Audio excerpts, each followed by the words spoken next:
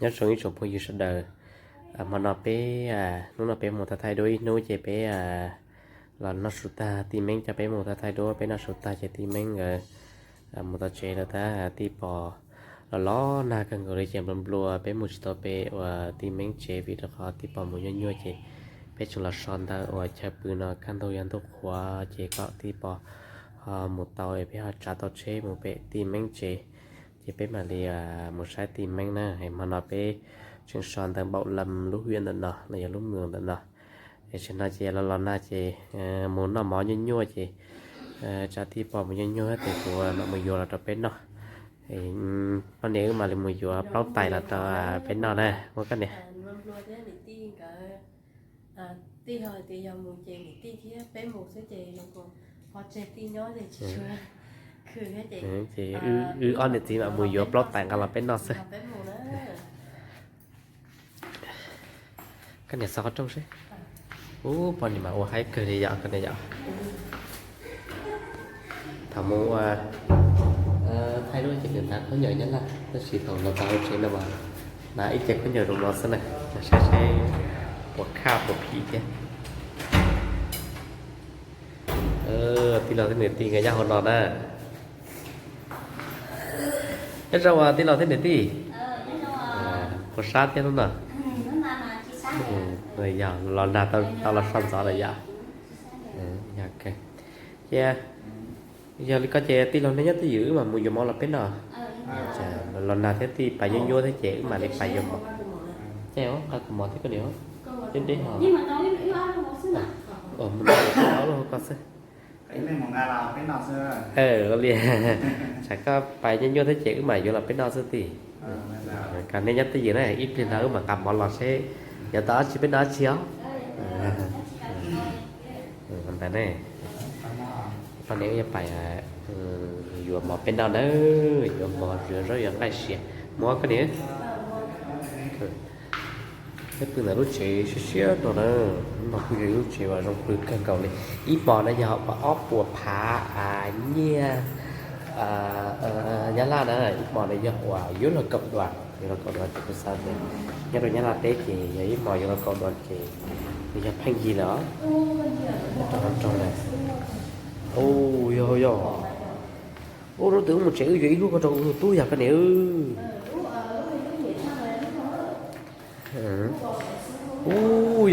nó tưởng một chữ vũ nấu một số cô tiếng cái này lúc nào mà cho cô túi nó chỉ nhẹ mà cho người chỉ nhẹ bảo đi lúc bên nó mà tràn rộng thế nào rồi cô tôi túi nhẹ hay cái này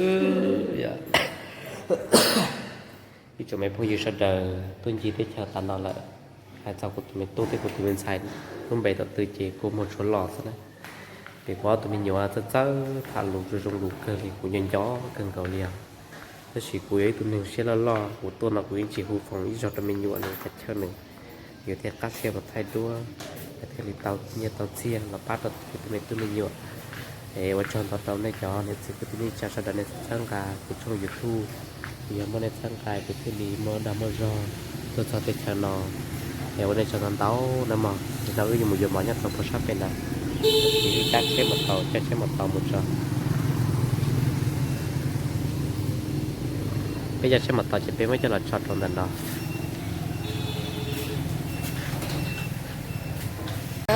sẽ nói tôi cho họ chạy vô mò đấy được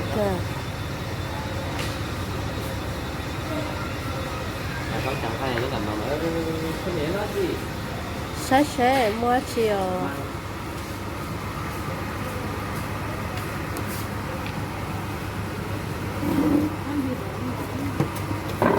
cũng mà tay mua nóng cậu một xíu nọ mua trà lon là hả nó sao mua xíu nọ với cái body kìa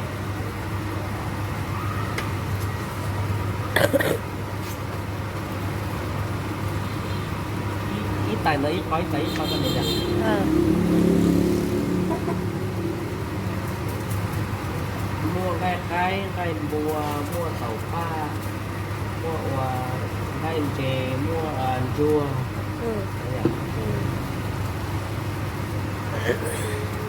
măng nữa chị ơi, măng này, đây là măng xào với cái gì hả chị? Lòng mè á. Lòng à? Hôm nay em chua chiếc xe plug cái cái này. Ồ. Măng xào với lòng mè ăn không? Măng này luôn. Măng kia cũng là măng này cũng là măng, em loại trên. Cái này nó gì nhá? Bộ có số mà. Thì cá kho gì? Có sốt là rồi. Hai sốt. Ở đây thì xào rau nhé. Lấy con đây xào rau nhé. Chưa có rau à? Chưa, đang mà có khách ăn thì mới xào để cho nóng. Vâng, thế sau rồi lấy như thế là được rồi chị ạ. Hay sốt thì còn một số thì lấy cái thịt bò.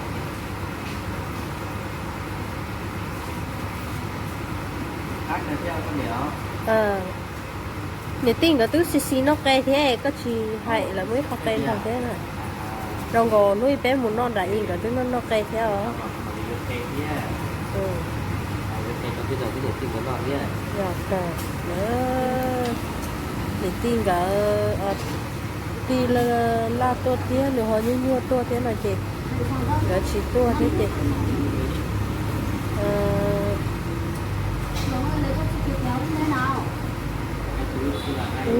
Thì lì ở ba thâu cái tua nữa chưa giờ kia là thế tôi dụ ăn cái nhó to hơn to ấy dụ một bên đâu cho nó Em là chị là em là em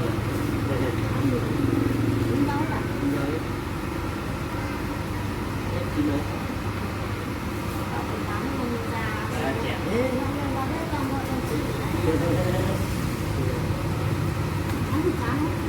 em là quê ở đây à?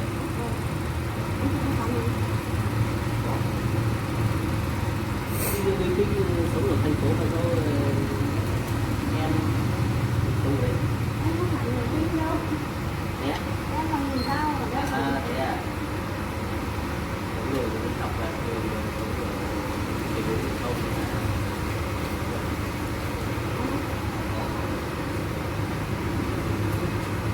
là quán của bố mẹ hay là của em hay là nhân viên?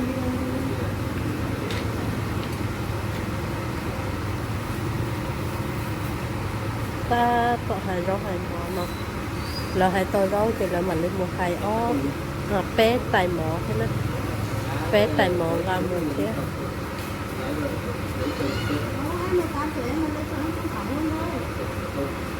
Chứ là không tàu rồi mà còn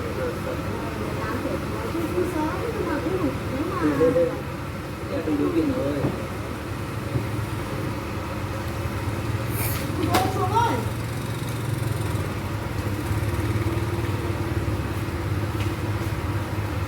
Hai cái mang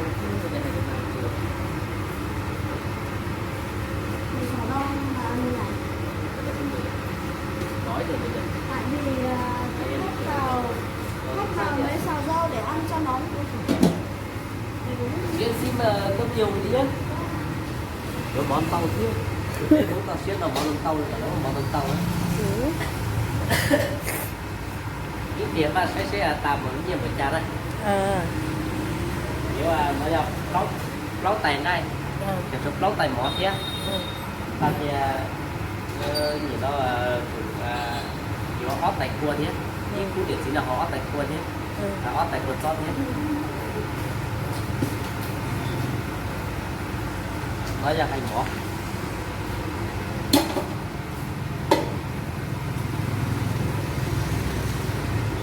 mua thành quá là xin mua nè Nhà của em ở đây à? vâng nhà em ở bên là các cái bên 5 cây số nhà anh ở đâu Điện Biên nhé. Sao đâu? đây là chơi cái gì Vâng.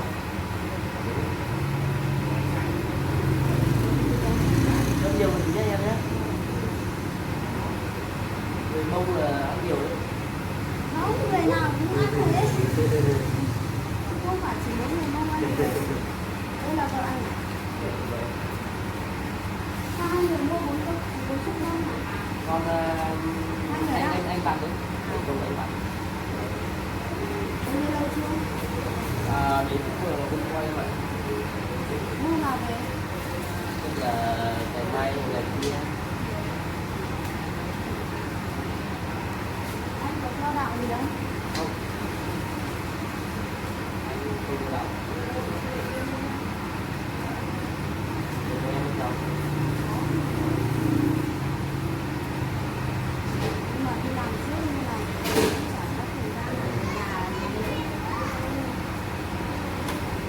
rau đấy là theo đọc gì ạ?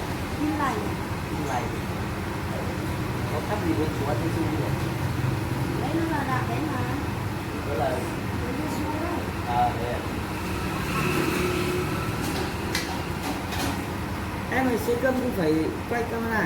Vâng ạ. Livestream.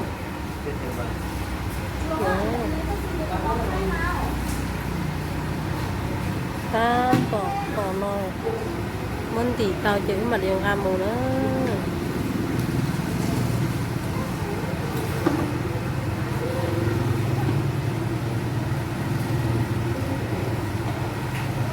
Đó là xì non đấy. Ừ. Thịt xì non.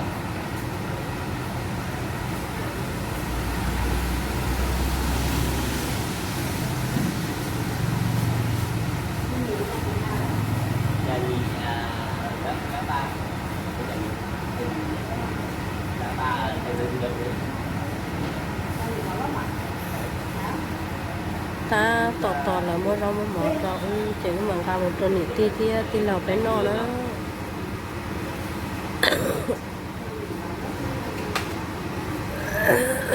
Ở đây nó tận đây à? Rồi là nghỉ nhà nghỉ không biết thế này.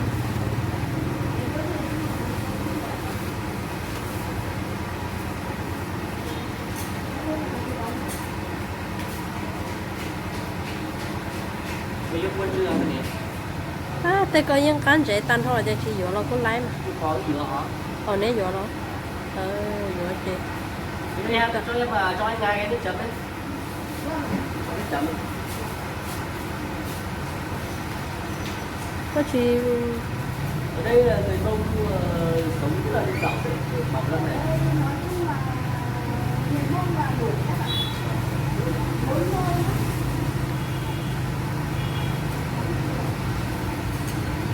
Đây, đầu tiên ở đây không có rau mà có Đúng như là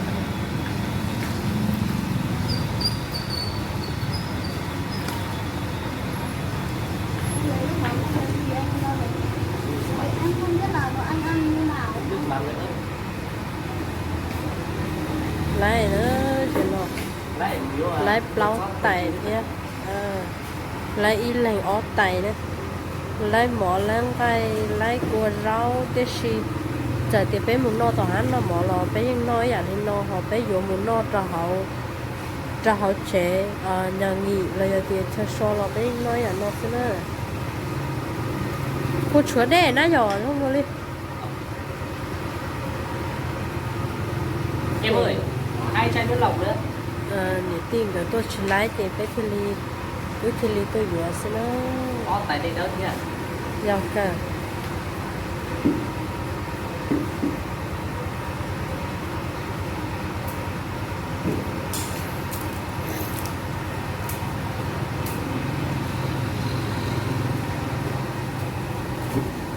Em ơi, 4 chai đi.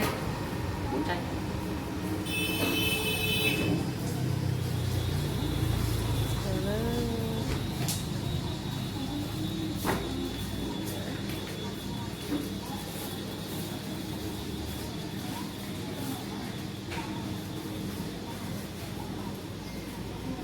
Bao nhiêu tiền này? Chai nước lọc nữa. Cơm bốn xếp Là 180. Cái quỳ chồng phá như nhất là ồ là tạo ít bùa gì chụp phải như là nó lâu tại mò lâu tàn gai ó tại đây đâu đi tại cột so kiểu ó tại bùa có canh chưa chị canh này lấy 2 cốc thôi rồi mới cặt vợ chồng 1 cốc thôi dạ bọn nó cho ta ít bùa gì chụp phải nhất là ít bùa gì chụp phải nhất là chị dạo anhจะnói gì đoàn tại gì đoàn gì ô ít tại ót đoàn dạ ít tại nó ót đoàn ít tại nó ta ót đoàn nè cho coi như sao trời ô ôi ý tại nó đồ là sớm mà thằng gì ta chỉ phía tết khó nó xó tết khó ai mua chơi vô ý tại là mà thì liệt thằng gì hay thì tết khó chỉ mua khó ý tại này là mà liệt thành là kiêng gai kí rau là chỉ người tức ta li và nành gạo đồ là thiết bên nó này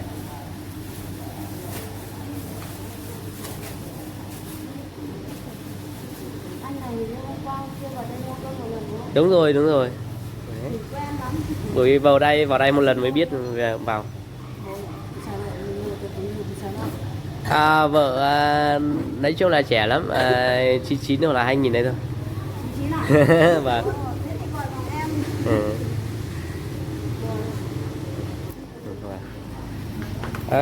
Lại nè chị nào chị cái này tóc bằng tao tao cứ dạng cao ăn từ ăn đây thì là thế này tiếng cái tôi như chị bé cầm mù dùng một tuần cảnh non sana hello nó có nếu tư và giờ tao sao tầm bao là khi ở trong tia khi trong tì ô nó xin nó đó nó mệt thế bây giờ giờ tao rất tao mở lò đó hả cái xe đèn nó thế là gì nhà cờ nó là xin non ta lấy thế gì mà thế nó có từ nó rồi sao nó có từ này không có xe đèn nó không là gì nó từ rồi trong nó nhà cờ anh nhìn thấy giờ Ồ, sao đi cười rồi? xa này tí xa họ lại mê thế sữa trà giờ mà ta có chơi vô rất mà sữa nó chỉ cái gì mà vô là bên nào tí thì chỉ muốn nhua thế là cháu rất mà sữa phần gì nó mà rất chắc khó tìm mua này bây giờ họ trong nó dùng một sải tàn đó chỉ một tí lúc nào xứ họ giờ cháu mường là cháu huyện hay giờ tôi chỉ mua thế này họ đôi khi chỉ cho dùng một sải là mà kỹ là mà hao thế này họ cho dùng một sải là những qua tao chế tao tài nó chỉ cho mua này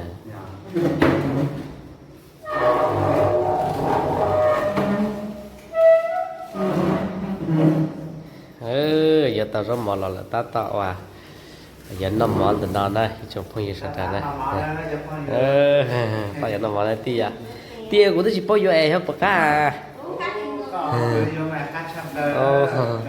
tại của tôi chỉ bao nhiêu hết bậc cả một tao tao muốn một có gì của thì cả lỡ hãy tẩy khó nó sẽ hết bậc cả cái này có sai ít tài mỏ mấy tài rau vậy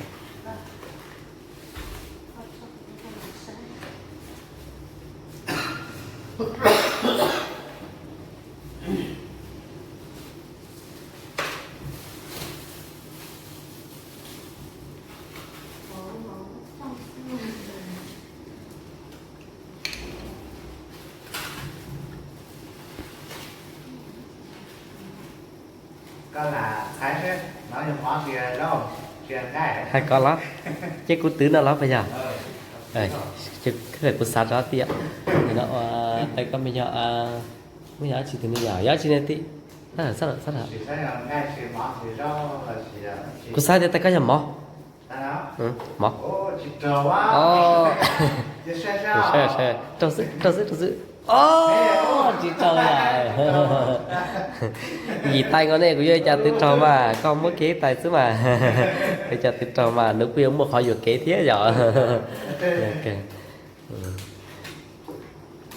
sai nó tí út chỉ mới chỉ cá lẻ cũng là vô nhìn nó nhưng mà như chua những cái bùa những cái thái nhưng mà mấy chị ăn chiều lý có sữa tí thế có cây thế nè có nói tay ở tay có một cây đi tí này tiếng nhỉ nó cây là đấy mấy tay gió tay một cây này nó chỉ là nó đó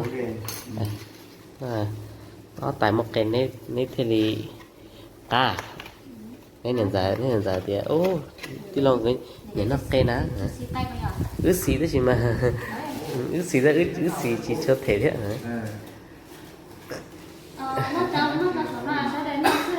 mất tu kia coi này tí tu kia đi coi tu kia đi coi cho có họ bảo luôn nhỉ cái này lá cái gì cái mà đèn cam mà chào thế cái nhé cái này mới cho đây đó là thế à cái này người ta plot tại đây đó còn là thế ô sao còn gì ta thì có cứ ấy chỉ bỏ chỉ lại chỉ bỏ vô đó nhưng mà cá là bên nó là vô nó xứ thì giờ cá là chỉ cái là nó đấy mà chỉ là bên nó chỉ là nó đó